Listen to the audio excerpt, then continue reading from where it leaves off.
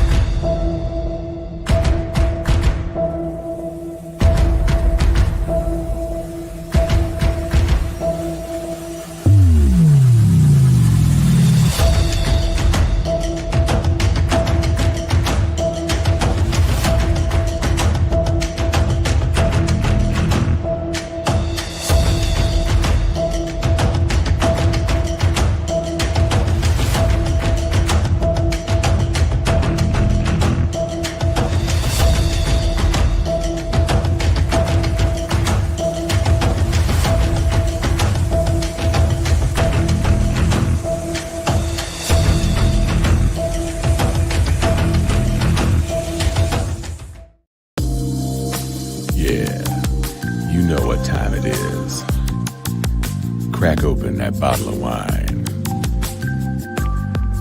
Grab your favorite glass, pour a couple of fingers of scotch in it. Get that stick, light it, and blow. It's time to hang with Steel Sharpened Steel After Dark.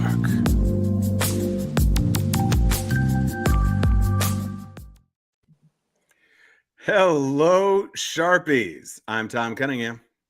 I'm Jermaine Taylor.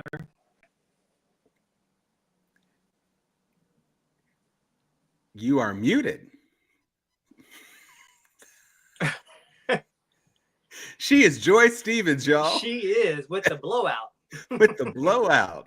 With the blowout boogie. There she goes. No. So while we're getting our... and it was working right before. So I'm gonna say a little thing while we're trying to get ourselves sorted so that Joy can do her intro. But we were thinking about whether or not this was going to be an After Dark episode because, as some of you all have suggested, we're living in the dark times, and so it prompted a thought in my head of, we call our Steel Sharpened Steel Sharpies. So what would we call our After Dark people? But Darkies doesn't work, so we're just gonna keep it Sharpies. Let's call them Peeping Toms. What about that? Okay, listen, we're not doing that either. We don't know what Joy I has know done one thing she's saying. Oh, she just put it on mute. Wait, take it off mute. Let me see if I can control. Oh, she's coming back in. So obviously there has been a lot that's been going on this week. Can you hear me now? Yes. Yay! We can. Technology. All right, technology. So Joy, you set up the show this week. So we got Revelations, Abominations, or season 1 of the Handmaid's Tale. Handmaid's Tale season, I think 7 is actually like about to drop or has just dropped. Oh, maybe Tonight. we can get a preview tonight. Okay, so we're getting a preview of what the next 2 years will be, or next year and a half before the midterms come through.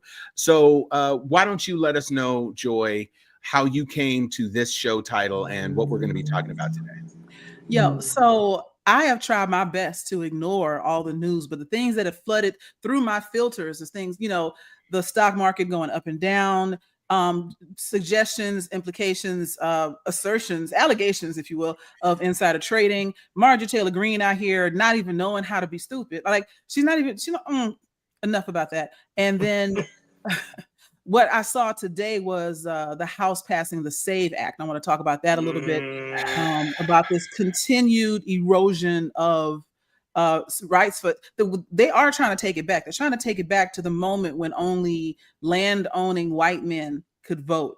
That's what they're headed. But they don't want to base it on land owning anymore because we own land now. So now they just want to base it on whoever they deem worthy. It's getting there. So there's so much happening and so much ridiculousness going on that, what y'all didn't hear me say is when you said, I'm Tom and I'm Jermaine, I was like, I'm Joy. No, I'm Marjorie Worthingham, because I'm about to have to go into the witness. I'm blew my hair out so I can get an install of something different so that I will not be recognized. I'm gonna put a mole right here, maybe some thin hair. I'm gonna start talking with my lips a little thinner like this, so you won't be able to see me. Excuse me, do you work here? Can I see a manager? Being my own set of frames. I already have another set. And they're gonna be like horn rimmed or some tortoiseshell, something that looks. Then I'll stay out the sun, get a little bit of that Korean skin lightening going on, and just be a Karen out in these streets. I mean, if you get the asymmetrical bob, you're like 95% there. You're right. And with a good silk press, that's a done deal. You'll be Marjorie for show. You'll be Margarine. My dollars pay your taxes, and that's all I need. One of the things somewhat shocking to me was an argument that was made to Ben Shapiro, and Ben Shapiro actually was basically conceding the point, because they were talking about DEI and how DEI was about making the voices and having the presence of underrepresented populations heard. And he says, so Ben, I'm sure you disagree with the concept of the Electoral College. And he says, well, I mean, I presume you mean because those states get an outsized portion as a matter of their population. And he says, yes. And he says, well, I mean, I think what you're really saying is you have a problem with the Senate. And it's like, yes.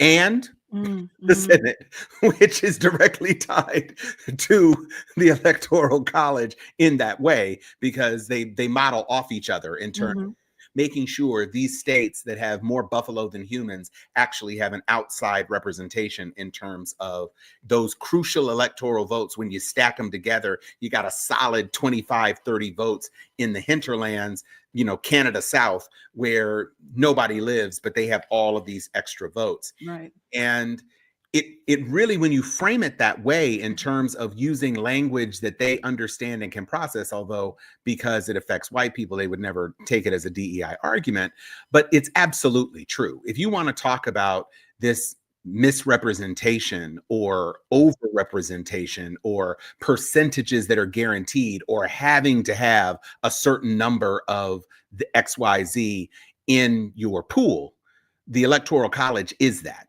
Right. Spades, no pun intended. So we're in this very weird place where, thanks to people losing money, there's some traction that we probably wouldn't have seen. But Joy, again, you set the table, so walk us through your thought process. So the first thing I wanted to talk about were these insider trading suspicions. I mean, I want to say allegations, I want to say suspicions, but your boy went on the internet and said, good time to buy. Right. And then someone who, I mean, no disrespect to her, but Marjorie Taylor Greene made some purchases that I don't believe she would have known to make if someone hadn't held her hand and pushed the buttons for her. Yeah. And she still fucked that up. I mean, she still managed to not do it right. But the fact that she knew to do it at all said that there was something going around the MAGA camp saying, we're going to do this and that. And it's one thing to have a government or an executive branch that sets policy that causes the market to fluctuate. It's an entirely different thing to say, okay, so Monday we're going to say this. Tuesday we're going to say, no, we're not doing that. We're going to do something else. And when it drops and you buy, and then Wednesday I'm going to bring it back, and then you sell, and boom, we make money. That's what happened, according to what I've seen so far. Right. Did you see, Jermaine, did you see the graphic that showed Marjorie Taylor Greene's net worth? Oh, I did.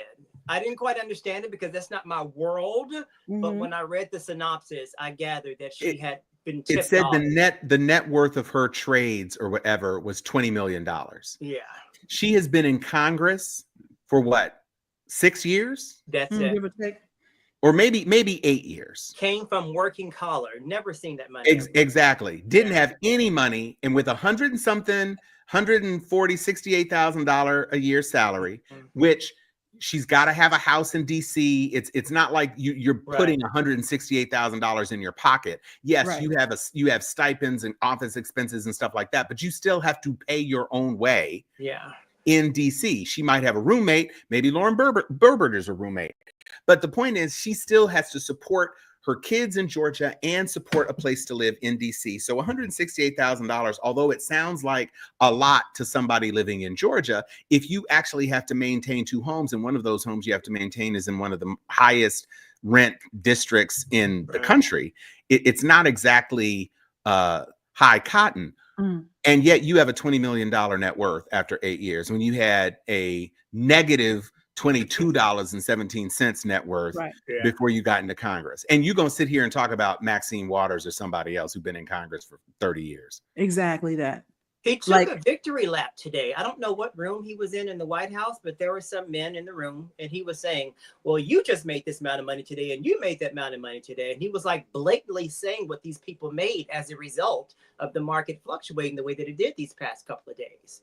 So to me, that was just admission. I don't know what else you could do. Where did you see that? Because I've seen a couple of things that are very, very good. Well, AI breeze by, you know what I'm saying? Like, oh, so you don't think it was him in the room with those guys? Because I saw it, and I think Aaron Parnas was the one who first I saw it on TikTok, and then I saw it again on my Instagram. But I can possibly find it when he was like taunting how much money these couple of men had made. They were all in a room, and he was saying, "You made this much today, and you made this much today." And I don't know if that was AI, Jimmy. That's AI. That's some hell of an AI. The only reason they've got really good AI. The only reason I say that is because I've sent some stuff to Tom for him to come back and go, "That's cute, Joy. It's AI." You know that. Right? I was like, oh, I was ready to call the police. And he's like, no, you got to watch right here. Like, they've gotten much better at it, especially if it's animated, like if there's people moving around.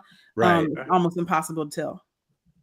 Let me see if I can find it. You guys go ahead. I'll see if I can find it. I'll send it to you guys. Chance got a good had a good statement here. He said one of the best evidence of insider trading is the outsized call volume on the market about 30 minutes before that news dropped. Basically, they all knew, and they were too stupid to stagger it throughout the day because they all wanted to get the top, the best deal they could, and they all just rushed the market.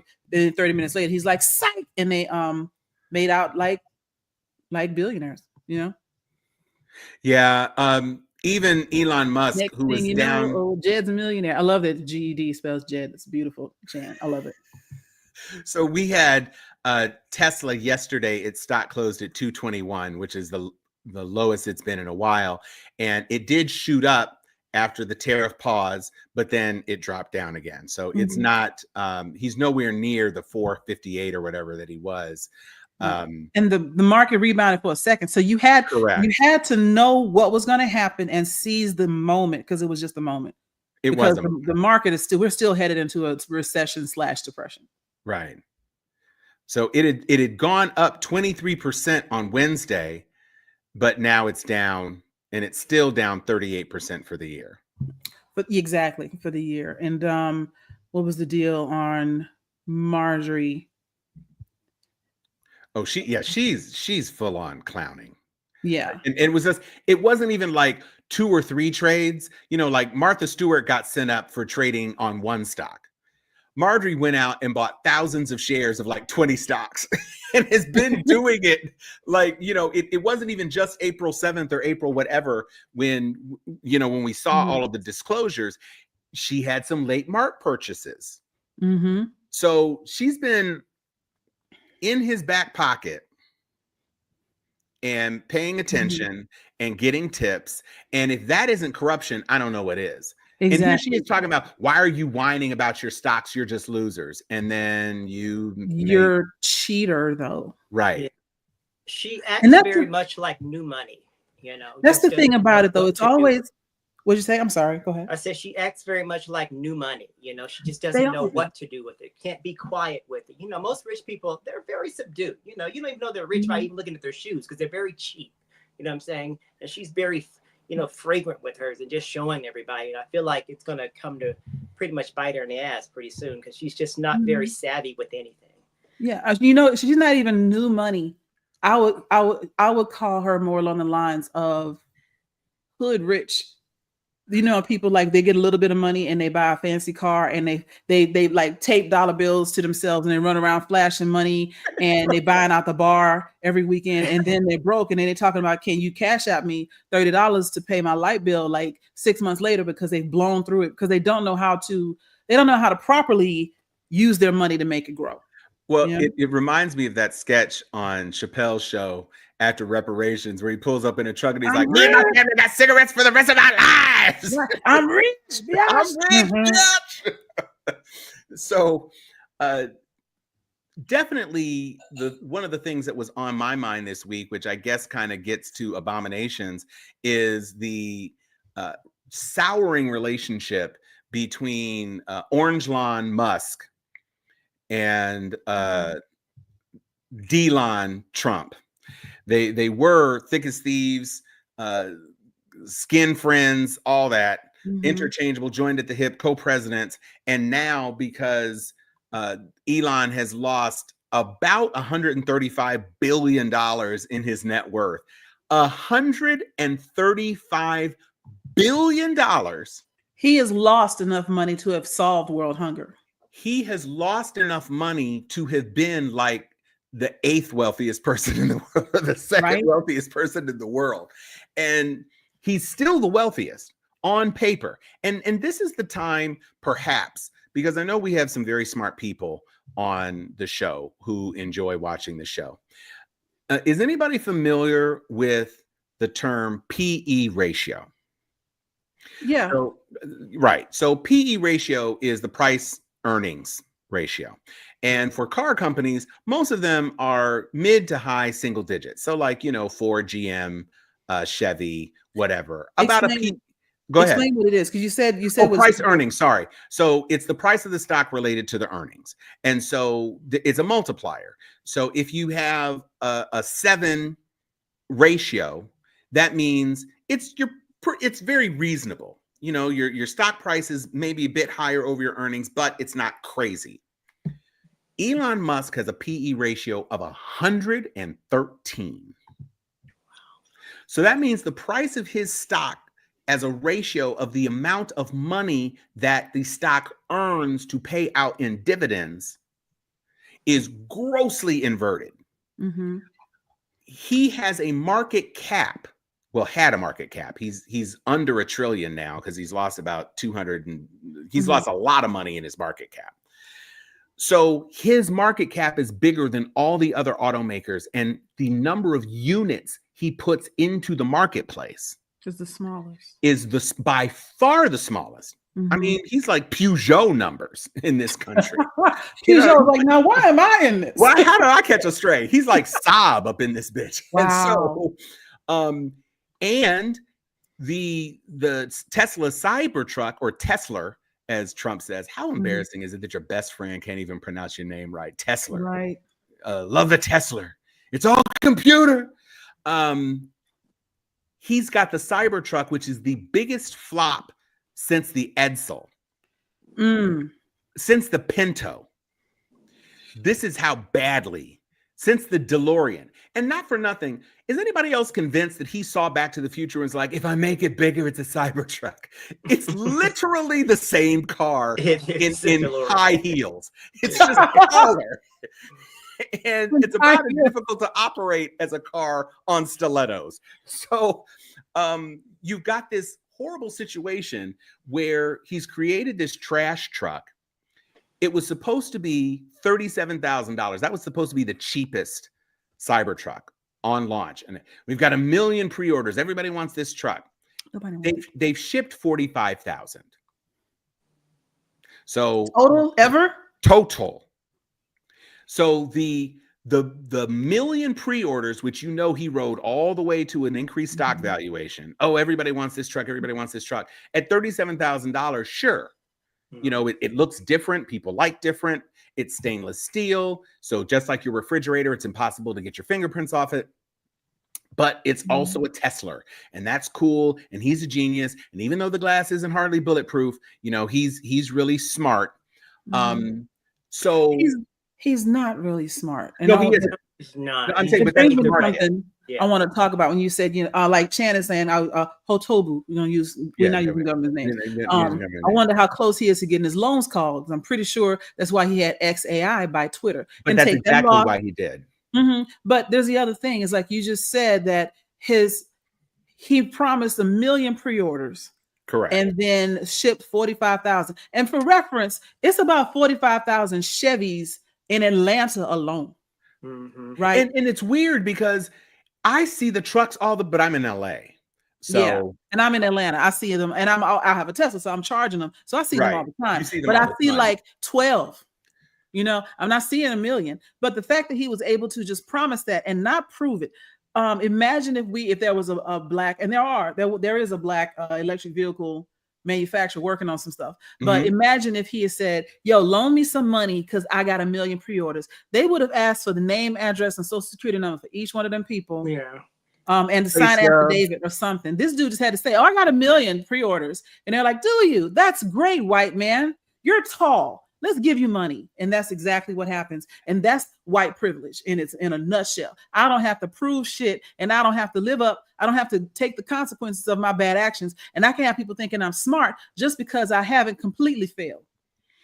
And the craziest part, not even the craziest part, one of the parts about it that is particularly troubling to me is that he made this promise of a $37,000 Tesla. But of course, what he put out first was the Tesla that was the deluxe Tesla. And he never released a Cybertruck that was at that $37,000 price point. And most people who jumped on the Cybertrucks early were paying north of $100,000. And like the Humvee, which was a big thing in the early 2000s, where everybody wanted a Humvee just because it looked cool and blah, blah, blah, but it was pretty impractical truck. This isn't a practical truck. People who buy trucks for specific reasons. Truck buyers know what they want. They want power. They want the ability to tow. They want a big cab to put stuff in. And they want to be able to put an ATV up in there. They want to be able to put 2 or 3 motorbikes in there, plus a canoe and all this other sort of stuff. The Cybertruck is like a big back seat. Like, you can't get the stuff you get in a truck in a Cybertruck. Yeah. So it's missing on all the marks. Not to mention, it was put together with Hubba Bubba and prayer. And so you can't get stuff to stop falling off the thing. It's had, I think, 5 or 6 recalls. Yeah. And now this final recall, a mandatory recall to get the panels to stay on the damn thing, may be the final nail in the coffin, because you're a rolling advertisement for vandalism in a Cybertruck right now. You guys remember that game we played as a kid where you could like build things kind of like that? It was like little sheets of things. They weren't Legos, but you can sort of like build like buildings and even cars with these little sheets of plastic that came in a box. Oh, I know what you're talking about. Yeah, I didn't have those. Those were after me, but I had the little Tonka toys. Yeah. Where you had the hubs and the sticks, and you could jam them together and make kind of like tetrahedral constructs and all sorts of things. I had Lincoln Logs too. That's what it reminds me of. That, yeah, like, just a huge toy. It's just a flex for, certain type of people to say, I got this. This is the kind of money in my bank account. That's what I see when I see it. But I saw a great piece of journalism from 60 Minutes Australia, guys. And I don't know what he did to these people in Australia, but they are gunning for him and they are exposing him at his core. They're saying, well, we pretty much knew that he was pretty much going after all of the organizations within the government that were investigating him. That's why he's dismantling them and getting rid of them and sizing them down. But not only is he trying to shred our Constitution, he's actually gunning for Trump. That's what these people were pretty much saying. They're saying that all this is what he's doing. This is just to end up tearing Trump down. And I don't know if it's because they've been burned by him. One guy was actually a co-partner of his at Twitter. And I guess so he had, a personal account and experience with him. And so when they did this, it sort of circulated this past week and it got some traction. And he actually spoke out against it, saying that these guys had some malice and he was trying to get back at them for some nefarious deals that didn't go right. But his world is falling apart. Everything around Elon isn't stable as it once was. His money is going, his reputation all over the country. Germany has nothing to do with him. Nope. And him and Peter Navarro right now, they're sparring like publicly on Twitter, like going back and forth like Mean Girls. Love it. But it's exposing just how much people are beginning to sour. Even Trump himself saying that his days in the White House are numbered. You know, and I don't know what actually is the bed of all that. I don't know if Trump is just finally realizing that he's emasculating him and he's seizing too much power and the focus is never on him. I don't know what's underneath that, but I feel like that was just Trump just talking, because the way that Trump got into the White House, he's pretty much tied to Elon until this thing is all over, in my opinion. I just don't see it, you know, them ever parting until this whole thing is over. Well, it's kind of a different because Elon's money, Trump is selfish. So Trump won't put $200 million into the Republican races. Trump won't do that. Trump could ask people to do it, but you can't ask people for support of Congress right now, because Congress is historically unpopular, especially if you're a Republican who has been saying tariffs good while people lose their jobs. So the question is less about Trump. Trump probably still could have won without Elon's money, less so without Elon's X platform, which was putting out so much disinformation and misinformation that it was functioning as an arm of Trump's election campaign. But it's less about his support of Trump as much as it is the value that he potentially brings to the rest of the GOP, except that he lost this Wisconsin race. And that's huge. And so it demonstrated that, you know, pouring $20 million, you can say Soros was pouring money, and Soros didn't put $20 million in there. Soros didn't write $1 million check to a GOP child operative. So, you know, for one race, $20 million just for the one race, not for the president, but just for one state, and still lost. I mean, because he's a jerk. But I wanted to say, you know, we were talking about Trump bragging, and I was so shocked that I was like, that had to be AI. It was not. And so yes, so he's Jermaine sent it to me. Come on, receipts. Come on, receipts. Yes. So wait, check this out.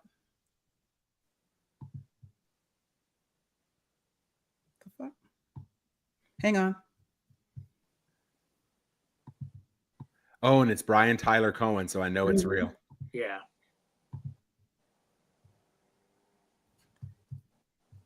And he made $2.5 billion today, and he made $900 million. Did it not play? Yeah, no, it did. Yeah. Okay. Did y'all hear it? Yeah. Yeah. Okay, because I couldn't. So my whole setup is a mess. But he made $2 million and he made $900 million. Right. Yeah. He's standing there talking about, you know, the stock market, because of what I did, y'all all just made money. Which how can you deny that? And the thing is, we said this about him in the last time he was in office. He's so obsessed with people wanting him. He's Cartman.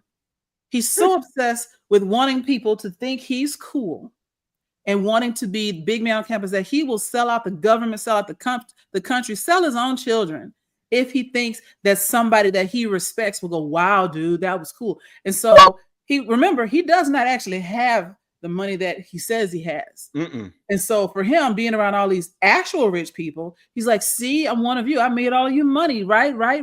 And I'm cool now. Look at me. Wait, don't look at the comb over. Hang on. Leave that, you know.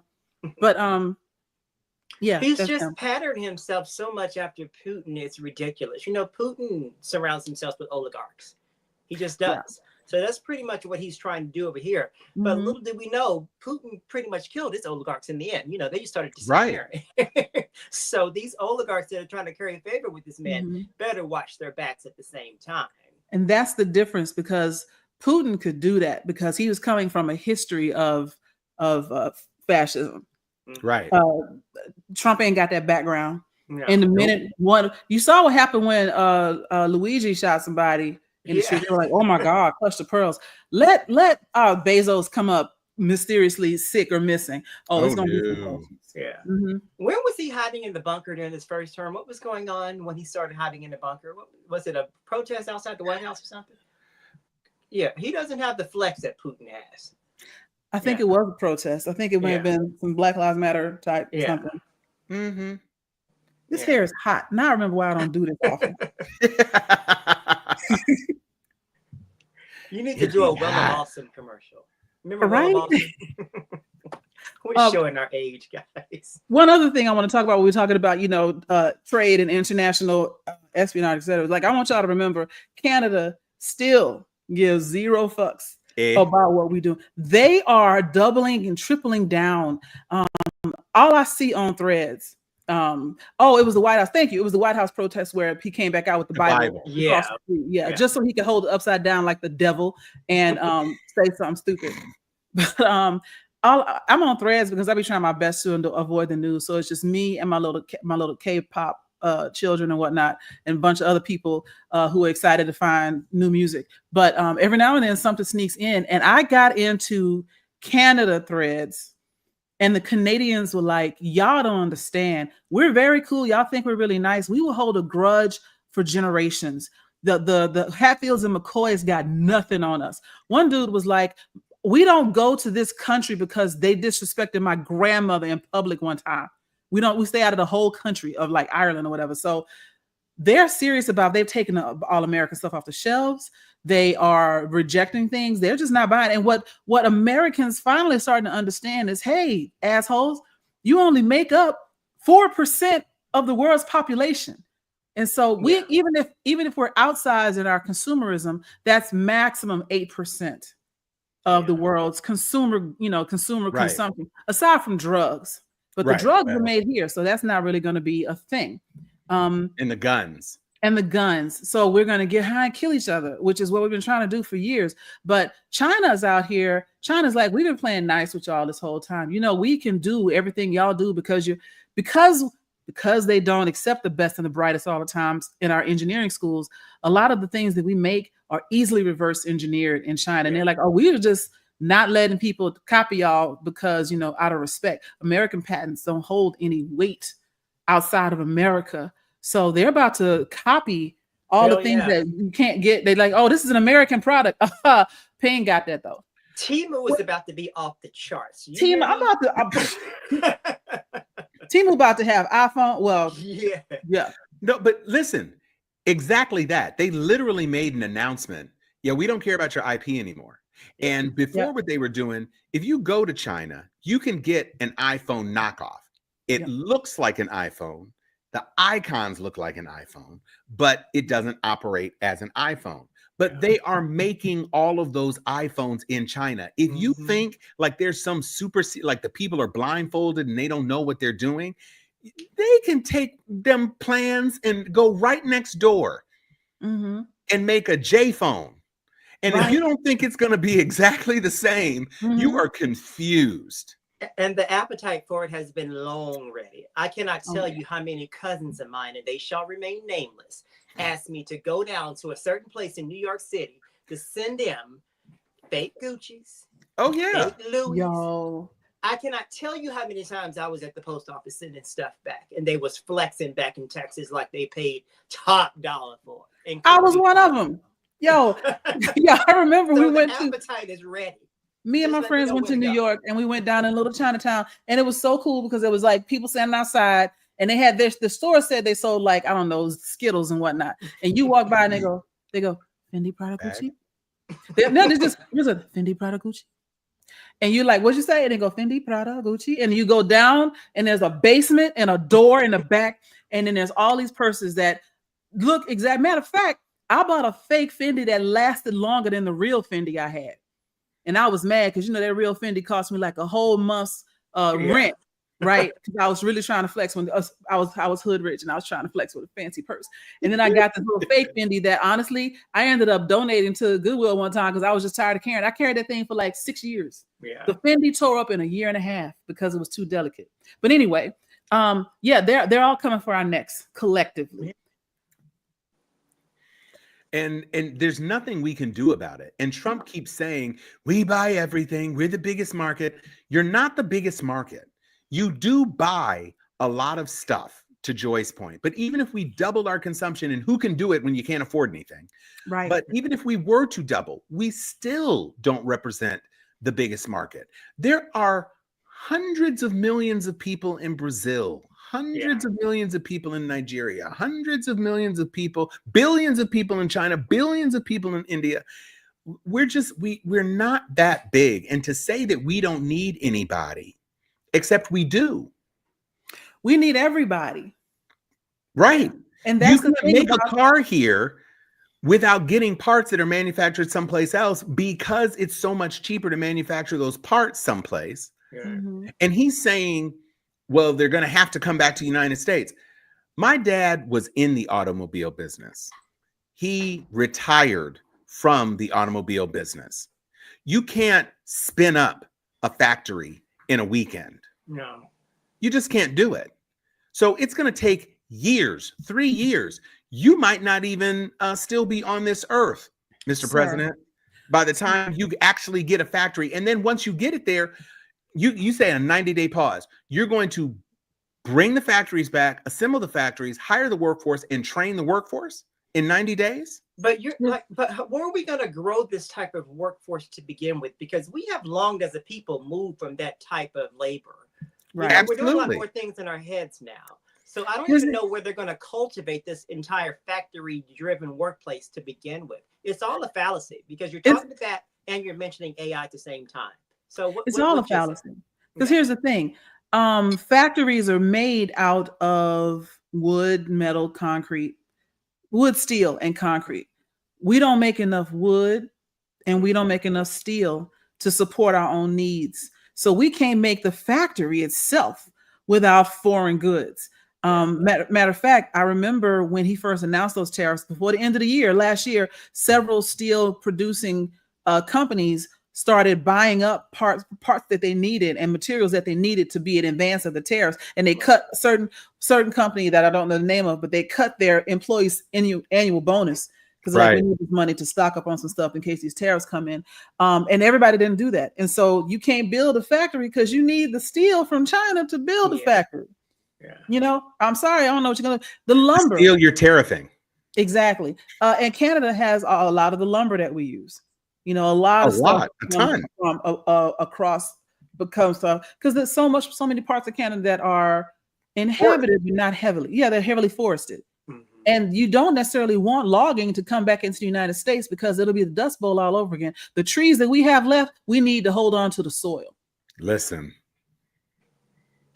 And then, you know. What he doesn't understand about the global economy and trade and just anything is a lot. Right. He is the least intelligent president we have had. I don't know, maybe ever. And remember, some of them couldn't read past the 4th grade. So certainly in the 20th and 21st century, he is the least. Well, gosh, George W. That's now George was smart enough to lean on people around him, even though he let Cheney do a lot of shit. Cheney wasn't stupid. No, you know, and we didn't. They wrecked the economy. They didn't tank it. You know. He's bringing his culture of grifting. Well, he brought his culture of grifting that he did his entire, life before, politics to the White House. That's all he's doing. He's grifting all these governmental agencies, grifting on all these people. Now, the bros that he's surrounding himself with that actually made money the hard way up, like Bezos and all them. That's why he was mentioning, well, people were getting yippee, all this stuff, why he reversed the tariffs. When Bezos this week said he had to cancel products coming from China as a result of those tariffs. Those were the people that were getting yippee, those people that were around him, because, they started seeing huge clumps of money just falling from their portfolios. Yep. So his business sense is, Griff, I'm going to, stiff you here and walk over there and act like I'm not going to repay you. That doesn't work over here in these United States when you're dealing with other, people that are supporting these, other agencies and things like that. And you have your decisions that are actually affecting everyday people. Right. So I don't know how long this is going to last. My thing is we need to put pressure on these Republicans because impeachment is the only way out, I think. I don't know how we're going to get them out here unless we put pressure on these people who are in these vulnerable seats to finally give us just a little bit of a break. We're seeing like little cracks here and there where people are peeling away from them, but I don't know if we're going to see enough to really make a change. And that takes me to the next one I want to talk about. We probably won't see them break because the goddamn Democrats keep breaking instead. I want to talk about the SAVE Act that just passed the House. Where for those of you, I'm sure all of y'all are familiar because we got really sharpies in here. But the SAVE Act is, in a nutshell, says that if the name on your identification or your passport or whatever does not match your birth certificate, then you cannot vote. Now, what that means is if you've ever changed your name for any reason, then you have to either put your name back the way it belongs on your birth certificate, or get a new birth certificate. So one of those has to change so that they both match. And the process to change your name is ridiculous. Any woman that's ever been married can tell you that it's a pain in the ass to have to go and change everything, your whole identity, just to have somebody turn around, next November and say you can't vote because your maiden name is Johnson and your married name is Brian. And so we don't believe you. And you've been voting your whole life. And they're not going to do it like in time for you to go and change all of that unless you start doing it now. They're going to wait. They're going to wait and let you vote maybe in the midterms. And then at the next presidential election, they purge everybody. And the only people that can get back in are people whose name matches their birth certificate. And that is men. Yeah. That is people who have never changed their name. I mean, Cher might not be able to vote. I'm trying like anybody whose name doesn't match, but that's any trans person, any potentially non-binary person. So LGBTQ is decimated. A lot of folks can't say what?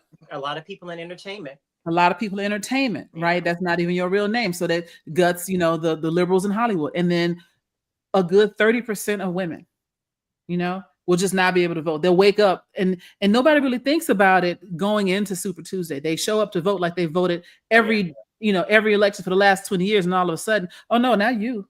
And that's why I say we're living in a Handmaid's Tale, because it's going to happen. And you're going to see it happening. But if you don't take it seriously when you see it and take action immediately, then you're going to find yourself disenfranchised overnight. And the fact that 4 Democrats voted with them, the 4 Democrats that voted to support, and they're so fucking naive talking about, well, it's common sense. Well, we don't want people who are not citizens voting. And you already don't have people who are not citizens voting. Exactly. You don't have that. They're not voting at all. And so the 4, who are it's Ed Case out of Hawaii, Henry Queller out of Texas, Jared Golden out of Maine, and Maine. Marie Gluesenkamp Perez out of Washington State. A woman. Wow. The Blue Dog Coalition of centrist Democrats. That's who they are. Well, Case wasn't a member, but the rest of them were. And so this is the group that just decided they're going to be, I guess they wanted to say they're going to be a Democratic version of the Tea Party, but they're playing into the hands of the devil. It's not even just the enemy of the ops. This is pure evil. And they sided with it because they were so naive, talking about, well, it's just common sense. The problem that we have, that we're going to run into soon, if not already, the problem we already have is too many people who are younger in Congress don't know the law. Yep. And it's not about knowing, how to get stopped by the cops or whatever. I'm talking about recognizing the efficacy of the laws we already have in place and the redundancy of some of the things they're trying to pass that only serve to disenfranchise more and more people. And they're like, well, it makes sense to me. That's because you don't know law. Right. You know politics and you don't know law. And if you did, you'd understand. Any lawyer would tell you, if they know their stuff, that they are raised from law school to not think about the possibilities, but the risk. Right. Everything is risk aversion. And so when you have something like this passed, your first thought should be, what's the worst way this could be abused? If you think about the worst way this could be abused, that's how you decide whether or not this is something that ultimately is going to be constitutional or not. Can this be abused? And this absolutely can. And those 4 that voted with him, I hope y'all, Hawaii, Texas, Washington State, and Maine, I hope y'all find these folks and let them know how you feel about it. It's already too late. And the House is supposed to be the rational ones, where the Democrats had at least a stronger foothold. Now the Senate is going to be a mess. We're probably looking at another filibuster. Well, GOP is going to need to pick up at least 7 Democratic, votes to advance this particular act. So I don't think that's going to happen. No.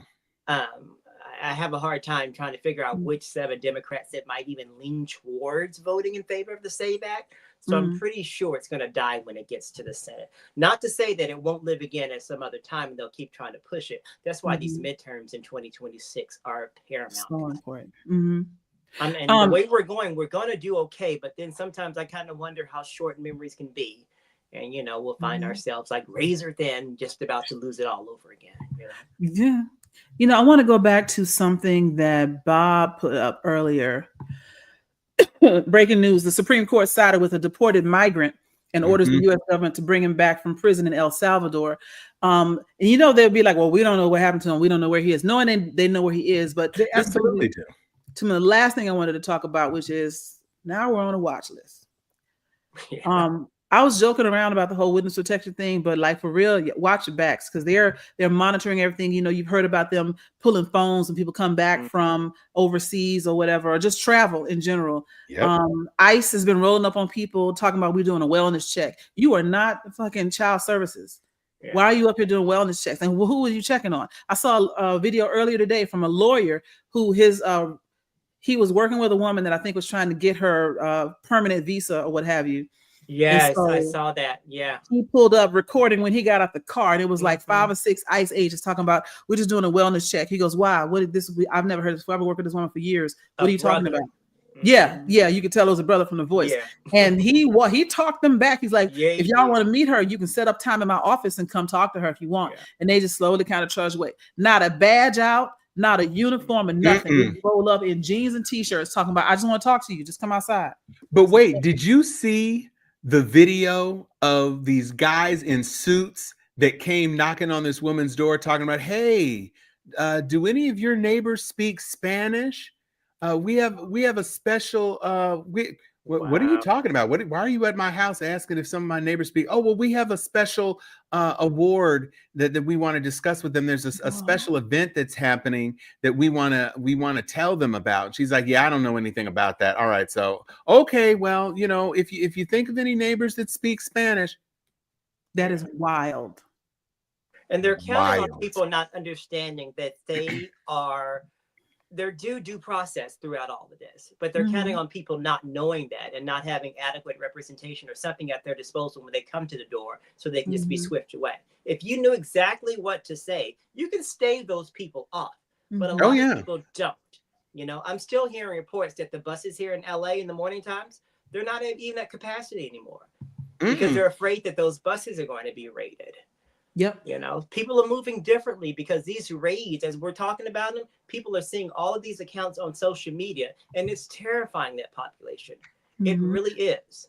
And what's funny? I got a video for that, because this is what happens when all the people who are here trying to earn a living, trying to help their family, migrant workers, which is different from the mysterious illegals that they talk about. Migrant workers are not showing up. And so here's what you get. Oh my God.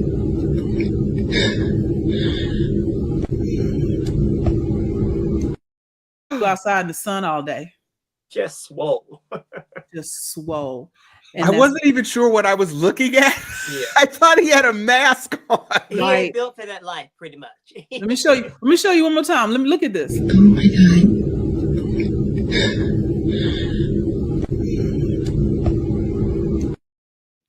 He looks like a thumb.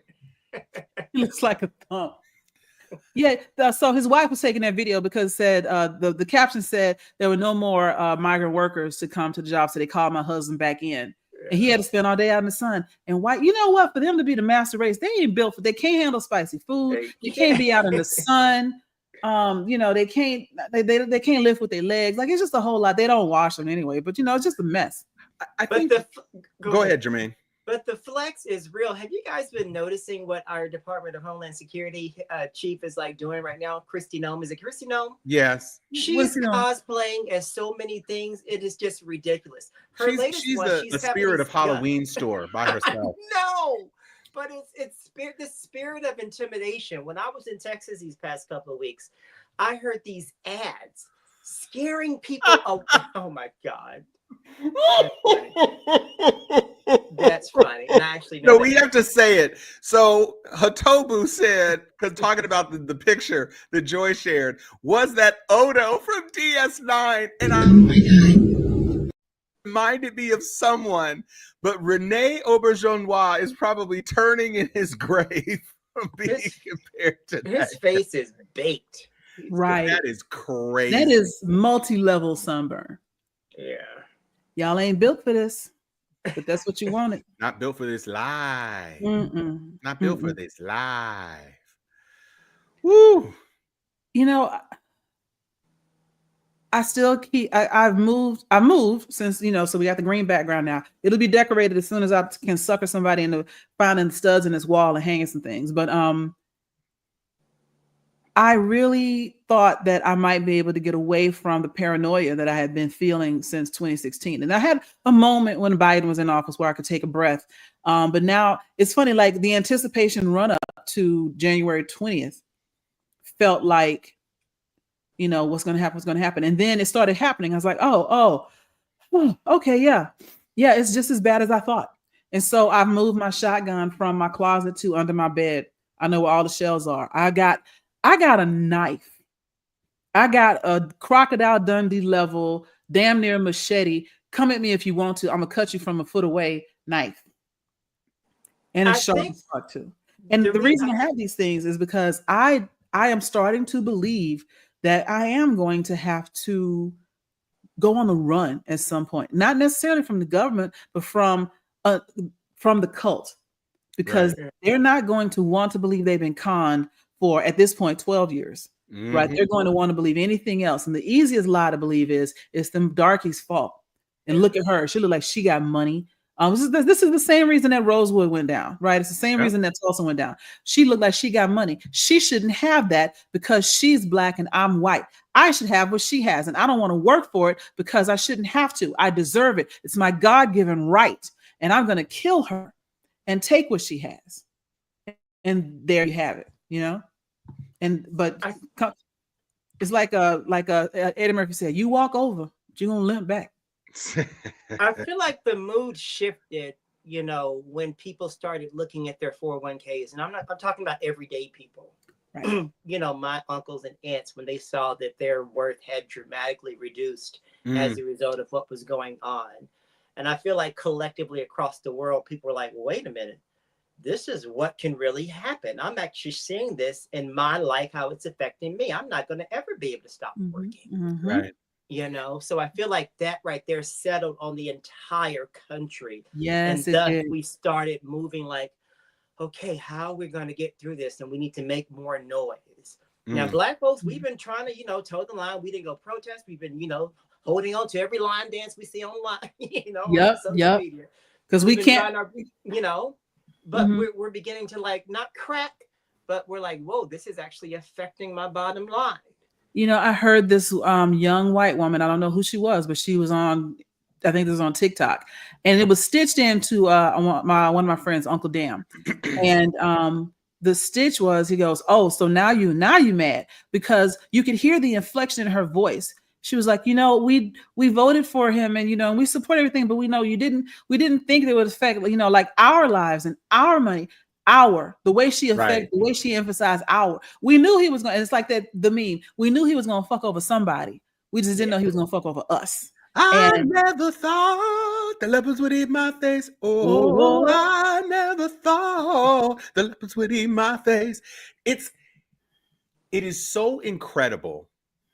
And you could tell the Fox business personalities, like Maria Bartiromo, who already sounds like she's 3 bottles into a 6-bottle case every time she goes on television. She's like looking at him and squinting like, so Mr. President, when do you think this volatility is going to stop? And he's like, just map. And she's like,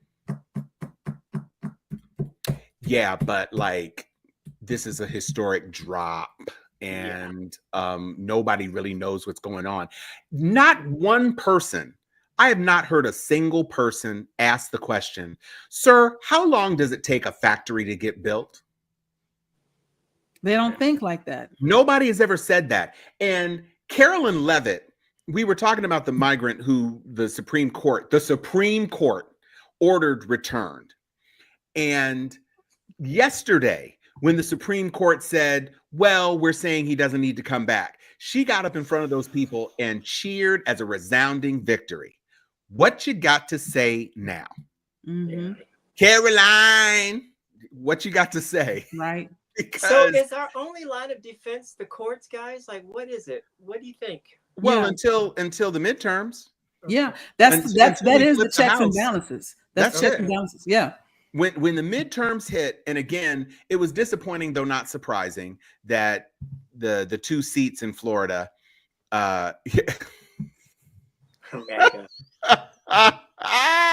leave Hoda copy. How is Hoda catching strays? Why am I in this? So her and Saab and Peugeot catching strays today. We lost those 2 special elections in Florida. Rubio, however, kind of surprising, I gotta say, has actually finally resigned from the Senate. So the only court that Trump can't get around is the Supreme Court. He's stacking everything. He's pushing everything that goes to a lower court. He tries to fast track it to get to the Supremes, hoping that the Supremes will pause or whatever. But this time, the Supreme said one thing at the start of the week and said another thing at the end of the week. So it didn't exactly work in his favor this time, because what he thinks is, because he doesn't know anything about civics, is that if the Supreme Court briefly affirms or says, for now, it means I've won, until they actually get to look at it and say, yeah, but no, he shouldn't have been deported. And since he's also talking about how he's in negotiations and discussions with these prisons in El Salvador, they know exactly where that fool is. Hell yeah, they do. So I don't, it was always, and now she's got to sit there. And of course, the questions are going to come tomorrow in the press. So you said it was a victory yesterday, and now they're saying he has to be returned. And so apparently the Supreme Court disagrees with you. The Supreme Court, with packed with Trump nominees, disagrees with you. So when is he coming back? Abba dabba dabba dabba. Yeah. Right. No more questions, and just run off. Run back to her Barbie dream house. The MAGA macho casa macho, whatever the hell it was in the damn movie. She's out of gas. I would be surprised if she makes it through the year. I'm counting down. Not that she has anywhere better to go, but it's tough. It's very tough. He went through 5 press secretaries? She's 27. Was it 7? She's young. 27, yeah. She's 27. Oh, she's 27. Okay, I thought you said he went through 7 press secretaries. Oh, no, I knew there were 4 at least. She's very cute. So she would have to resign. He ain't gonna fire her. Oh, no. Oh, no, he's never gonna fire her. I'm just wondering how many shovels full of shit she's ready to put down her gullet. Because it's a lot. There's so many things I could say on that would probably get me banned off the internet. It'll probably take someone really just like a good old queen hurting her feelings. You know what I'm saying? Yeah, just to read down. Yeah. Something that she just can't bounce back from because she's so hurt. You know who we need? We need old girl from we need the tall lady from Pose. Electra. Yes. Electra Abundant. Yes. Yeah. Just to, open the library on her to the point where she won't even stand behind that podium. Won't even look at it. She needs to talk about her JC Penney culottes. Yes. She just does. Every time that comes up on my feed, I just have to watch it because it is one of the best reads of all time.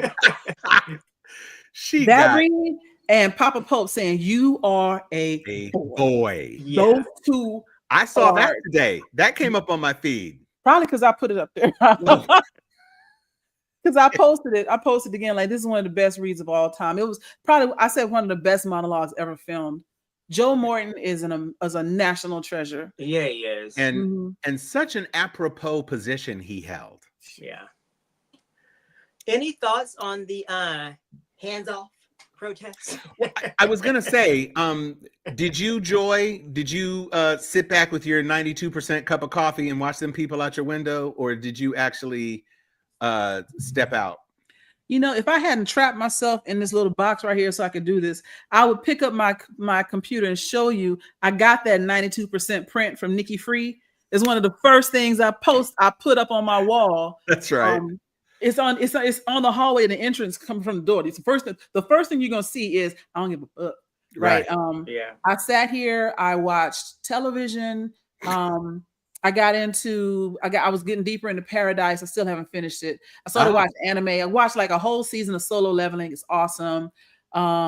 I started listening to book on tape. There's a trilogy called the Empyrean Chronicles or whatever. The first book is called Fourth Wing. Okay. And it's great. It's imagine if like Game of Thrones and Divergent had a baby. Okay. But then they also had sex in it. Because like a lot of those young adult things, they'd be like, he held my hand. And I was like, ooh, this one's like, yeah. And he was like, oh, I was like, yeah, okay, great. I can read this. I listened to that. I unpacked my house and I did a whole bunch of nothing all day because I mean, it went from we're not giving a damn to, we really don't need to go out there because we came to understand the minute they have enough Black people out there to hide a subversive operative in the crowd, throw a brick, start a fight, get a bunch of Black people killed, and then declare martial law. And you're not gonna do that to us. Even we're doing our part by staying home. Our absence had power. Yes, Jermaine, our absence had power because you're going to arrest these pretty white girls, and nobody would believe you if you said that they started a riot because they're pretty white girls. I would like to recognize that for the first time in a very long time, my mother is actually in the feed during a show. So, hey, Mom. There was a relation. Yeah, no, and that's she's Mom. Active. I've seen several of her posts. Yes, she posted that the courts aren't working. I will say this, Mom. It's just that the courts don't have the full capability. See, I wasn't even going to say that. But yes, I know somebody who has purchased a shotgun since this foolishness started. And you know him by name. Everybody who watches this show knows him by name. So, you know, there's a lot going on. And I have to say, I was heartened by the I'm not going out there hands off protest because my hands were completely off it. Yeah. But I was very pleased with, you know, they got 9 different cities on a big tiled screen with, I mean, the people in New York were backed up for miles. Yeah. I mean, it was crazy looking. And so you expect something like that in the liberal bastions, but to see that there were places that are red states that also had these protests was amazing. And so, you know, I think some people on the Republican side that aren't really MAGA, which is there's a lot of MAGA in the House. Let's be clear. There's a lot of MAGA in the House, but everybody in the House isn't MAGA. Some people are willing to kind of be quiet and just vote the way they know it's in their interest to vote because they don't want to come up against him, but they are not the people who are out there advocating for him, being a public face for all of his programs in the way that Mike Johnson is, in the way that Marjorie Taylor is, in the way that Lauren Boebert is. When you consider how many people there are in the House, the 435 or whatever there are in the House, the very fact that there's only 10 or 11 that you can count on your hand that you see with any regularity is an indication that there's a lot of people who are voting and going along to get along, but everybody is ready to turn on a dime once they see. And it'll be the midterms is going to be the only thing to really shake things up, to be honest. But because they've seen bravery, they've seen outspokenness. Matter of fact, the Black folks in the House of Representatives have been, you know, are very, very vocal. And then you got Cory Booker in his record-making speech. Black folks out here trying to tell you, we cannot let this happen. We cannot let this go. We cannot let this ride. And they're like, you're right. Let me see how it goes, though. Let me see how it goes. That's the part that sort of soured this whole hands-off rally to me, because I'm thinking, just how many of you guys did vote the other way? You know what I'm saying? It wasn't so much that they voted the other way. It's that those protest votes, those Bernie bros from way back when, the ones that decided to sit it out. Now they're out here. They think that protesting works better than voting. And we were trying to tell them, if you would just have voted in the first you wouldn't have to be protesting. Exactly. Because the votes, the thing that is the most stark thing, I saw a video that was kind of like a throwback video to before the election, and they were talking to this Muslim activist in Michigan, and she was saying, if you say you're going to vote for Kamala, couldn't even say Kamala, if you're going to vote for Kamala, don't even come to my community. Right, you'd not be welcome in this community. And meanwhile, the ceasefire fell. They killed 400 more Palestinians. Gaza is leveled. Palestinians are basically like, there's nothing to go back to. It's a wrap. Gaza's done. Like we don't even have it's not even something worth discussing anymore. There's even if my house was standing, it's like the people in the Palisades, the one house that didn't get burned on a block. What are you supposed to do? You're supposed to go back and look at ashes for miles? So there is no Gaza. There's no grocery stores. There's no gas stations. There's no restaurants. There's no hospitals. There's nothing there anymore, which is exactly what Trump and Netanyahu wanted. And so you sat there and you said, well, Kamala doesn't want to do blah, blah, blah, blah, blah. Josh Shapiro, blah, blah, blah, blah, blah.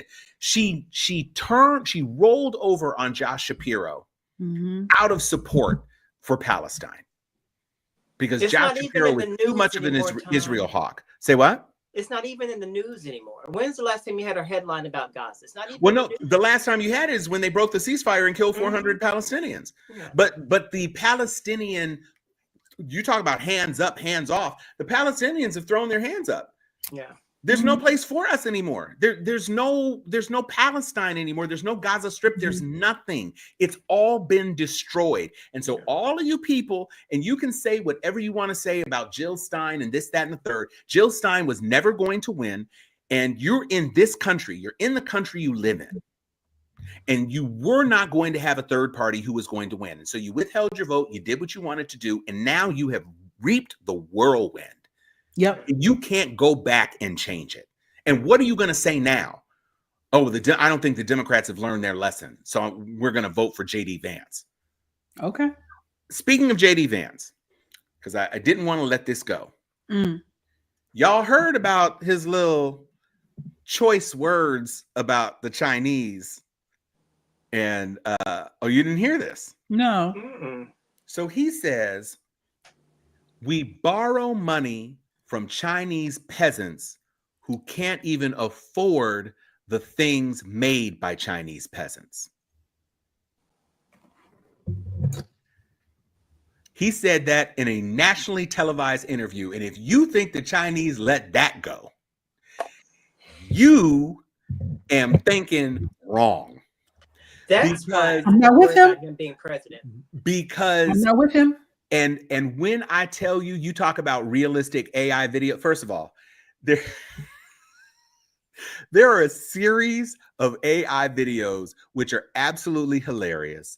And it uses a word that I don't use, but it's about big black men. And you got this dude with a big bass voice, and he's talking about it's big N-word summer. And it's like all of these AI generated huge dudes, and they're like on beaches with their bellies out, and they got these young tenders falling all over them, and big thick gold chains and tracksuits and big ass Hummers and shit like this. It's just like, it's fat N-word summer. And it's just like how do we get here? So, because what the Chinese did, they did an AI video of what American sweatshops would look like. Oh, I saw that. And they had this 300-pound dude trying to sew like shorts and like angry looking women and sad Americans bloated with their Starbucks cups and Twinkies sitting there in sweatshops. And they're like, but we're peasants. Oh, by the way, hillbilly elegy, what is it you were saying about peasants? Didn't you make your whole career out of being an American peasant? Yeah, from Appalachia. Ain't that what you did? Yeah. I couldn't pull up the video, but this is the hang on. That's why when people say, well, what if something happens to Trump, then we'll be left with Vance? It's that right there. That you found it. There you go. Look at you. Oh my God. Yeah, can you play it? Because it's hilarious. I'm gonna try and get it to play. No, it just goes to the it's just a picture of it. It doesn't really play. It's not a thing. Got it. Yeah, that's hilarious. I saw that and I about near spit my coffee out. The best part about it is he looked so average white American. He did. Just tubby and overweight with middies and looking sad, pasty, just And you know what? Walter's middies. You know what they did? They did the AI version of this. Oh my God. It's exactly Leave what Odo they did. alone. He's got to go stand in the corner and turn into a puddle of soup. That was the weirdest thing about that character, that his molecular integrity didn't allow him to stay human. He had to turn into soup every night. Hey man, it's science fiction. We are living in bizarre times in this country. And we were talking about hands off, and I was just thinking that if nothing else, the people who are really scared about these rallies, it's not even the Democratic voters. It's not the people who flipped. It's the people who didn't vote. There are more people who didn't vote than voted for either candidate. So if 10% of those non-voters get activated, the other side is done. If 10% of non-voters who are eligible to vote, if 5% of non-voters who are eligible to vote decided to throw their support en masse behind one party, the other party would be cooked. Right. Yeah. The problem that we had in this most recent election was that we saw record numbers of new voters, but half of them went the other way. We did not have a landslide of new registrants that registered Liberal or Democrat or what have you. Some of them, all of those podcast bros that just turned 18 or whatever and could vote and been listening to that nonsense, they all voted Trump. Yeah. Because they're part of the Handmaid's Tale crew. It was like, we want these women. I told you this last time. Yeah, we did. We talked about it. But there's something we're gaining momentum in that regard. When Cory Booker was finished with his groundbreaking, I don't know if it was a filibuster. What do we call it? It was a filibuster. It was a filibuster. Yep. Okay. After Rachel Maddow, because that was his first interview, he then went to Aaron Parnas. He then went to Jolly Good Ginger. So I'm beginning to see how people are beginning to take the real story to social media, these content creators who have the ear of the younger generation, and they're not really relying on legacy media anymore. And I saw that he did. Right after freaking Rachel Maddow, he went to Aaron Parnas. Aaron Parnas is still small potatoes in the world of journalism, but he got that interview right after Rachel Maddow. So to me, that was telling as to where the messaging is going to be focused and centered going forward. We're not going to rely on people at MSNBC or CNN or wherever, you know what I'm saying? We're going to the people to where we can pretty much scroll on our phones, get that quick little tidbit and keep scrolling. You know, that's where I get most of my news. Really glad to see it. So the coalition is actually building. I mean, we're light years behind. We should have started this way back in the day, competing with, Rush Limbaugh even. But, it just takes the Democrats a really, really slow time to catch up to where, the world really is, because we love to deal in tradition and decency. And that's just not working for us anymore. It never has. It never has. And let me ask you guys this. With Cory Booker's incredible, speech the other day, do you think he emerged as not necessarily a Democratic, leader, but someone we can just kind of look at as to where we should take things? Did that pretty much do that for him? Because he did energize a group of people. He did. It was impressive. Okay. But Cory was way on the wrong side of the progressive issues prior to that stemwinder of a speech. He's still unmarried and he's still from New Jersey. Well, not necessarily as for the president, but just something that, because we're deficient of a leader right now. We don't have anyone that's pretty much staring us. And we're all kind of like looking for him. People are still trying to say that Kamala is, and I feel like her time is past. So I think Kamala is going to be more effective than Hillary. Hillary actually just faded away because Hillary realized she was done. I don't know if Kamala Harris thinks she's done. I think Kamala Harris may be trying to position herself for a potential Supreme Court seat in an administration, something like that, where she would be outstanding. If we were able to replace Clarence Thomas with Kamala Harris, my God, win of the century. So I think that's probably what she's thinking. She's just now stepping out of the shadows to be openly critical. She's just now having her "I told you so" moments, or her, could have been different. She's just now doing that.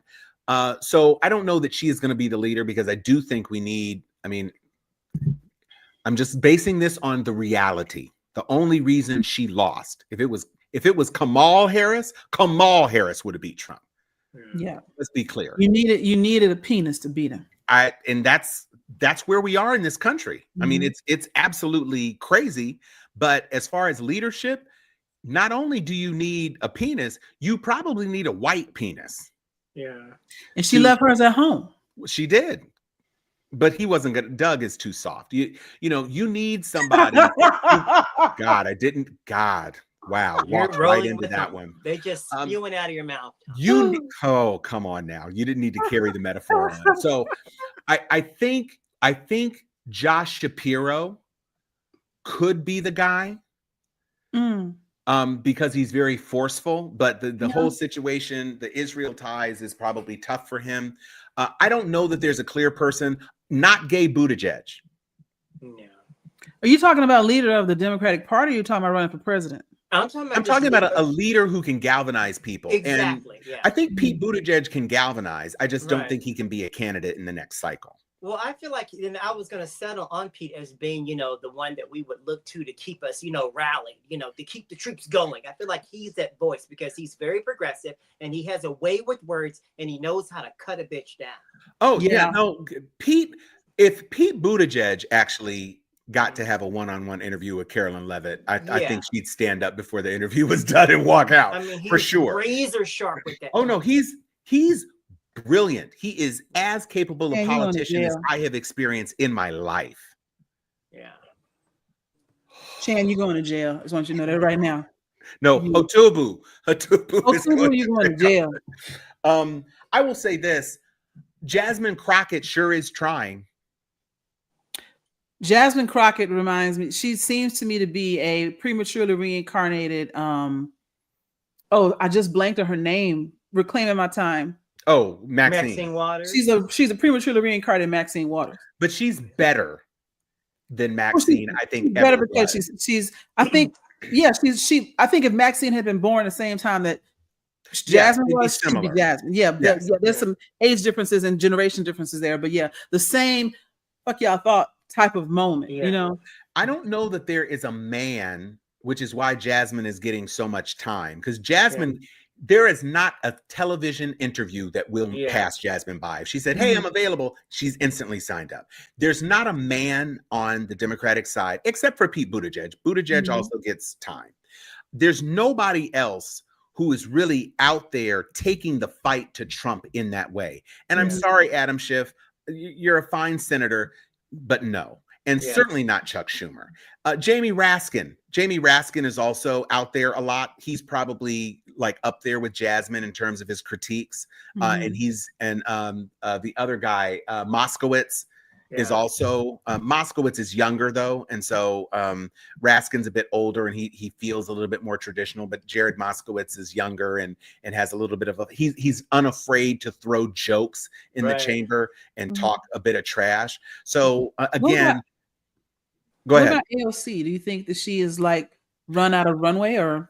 No, I think she's right. She's on tour with Bernie right now. And so she's trying to balance, the octogenarian Bernie with the young, passionate, Jasmine kind of ate her cake though a bit. Yeah.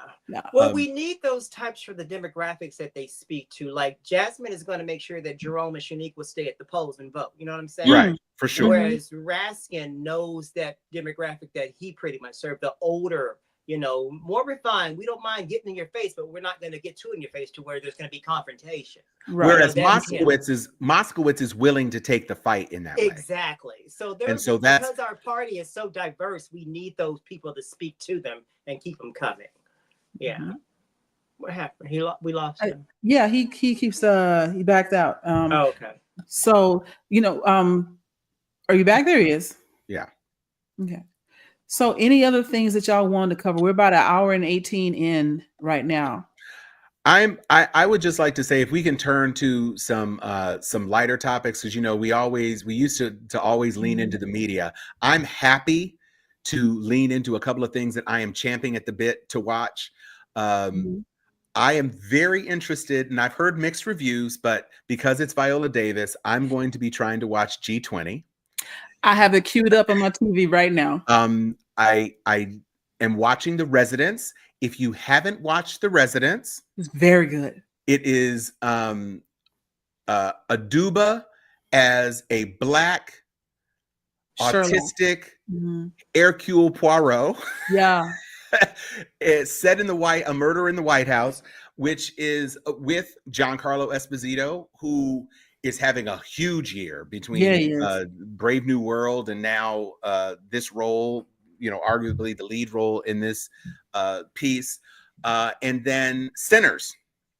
I am looking forward to Sinners. It's April 18th. Look, I don't even like scary movies, but I will scare the shit out of myself to see twins of Michael B. Jordan. Yes.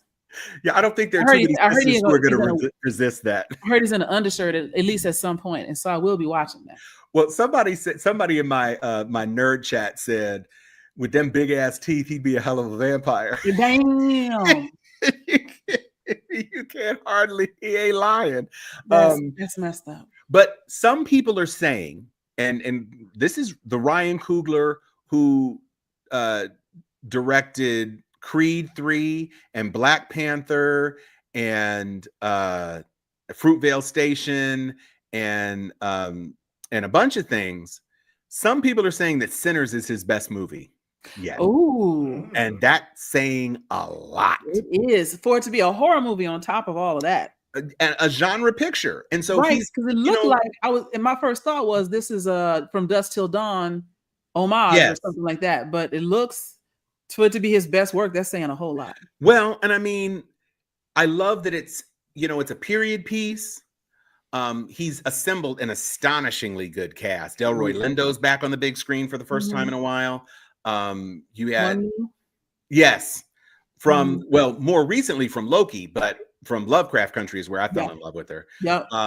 You've got of course Michael B. Jordan squared. And you've got a lot of other actors who are rising actors. You've got some young female actors that I can't wait to see.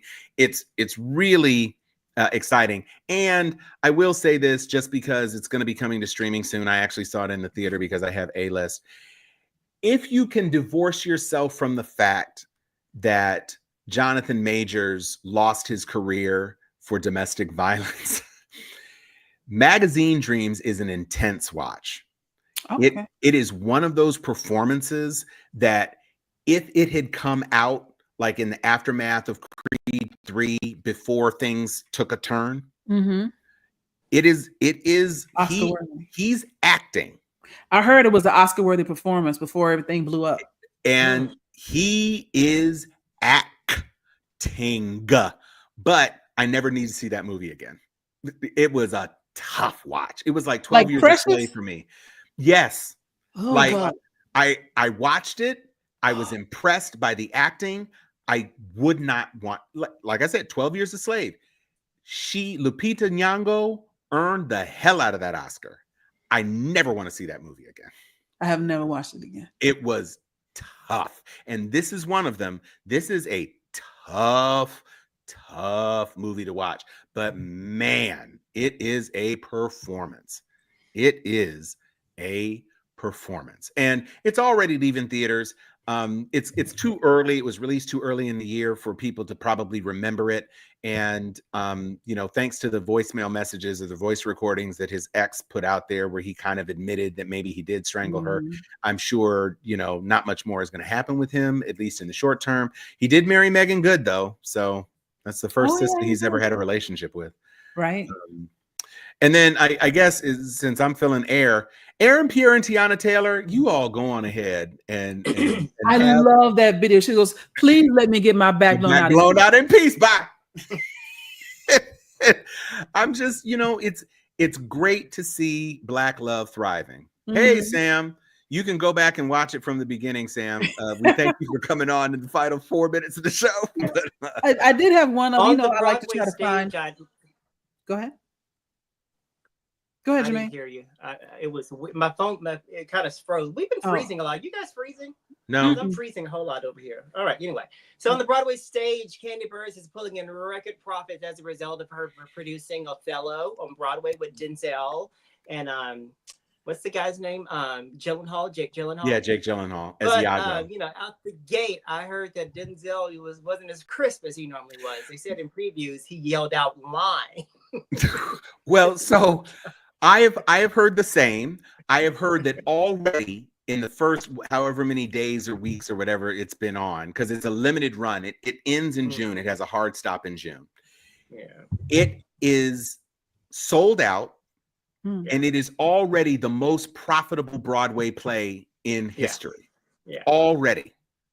And I have heard that on a scale of carbon copy to Fences, this is no Macbeth. I'll just say that. People are not saying that this is his best Shakespeare ever. Yeah. He's done a couple of Shakespearean pieces, but you know, Othello is very I thought Lawrence Fishburne did a very good job as, I agree. As Othello. I really did. And after Gladiator, where Denzel is clearly like in the Al Pacino phase of his career, where it's like, I'm Denzel. If I do it, you're going to come see me. And I can just be Denzel as long as I don't say my not word. And anybody just say, you're probably pretty good. So we'll see. Not sweet potato Putin. Oh my God. We got to remember potato Putin. Wow. We got to remember that. Thank you, Liz. Well, I do have one, you know, one thing I did snag a video of is I like to I'm trying to bring back, you know, the happy feeling, the good moment to lead off of.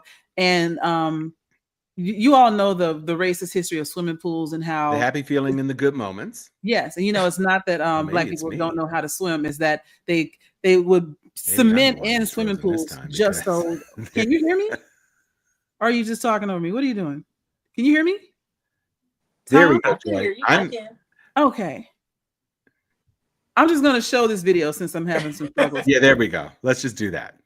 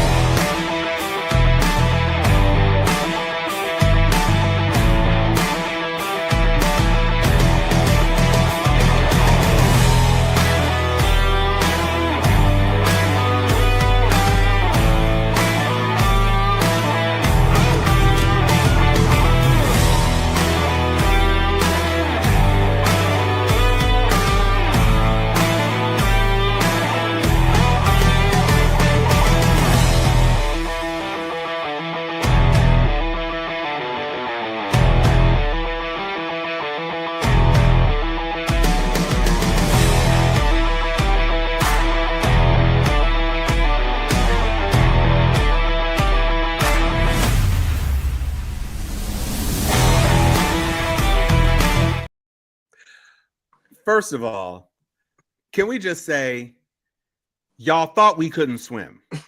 Right. Because you took away the pools for us to learn in. You took away the pools.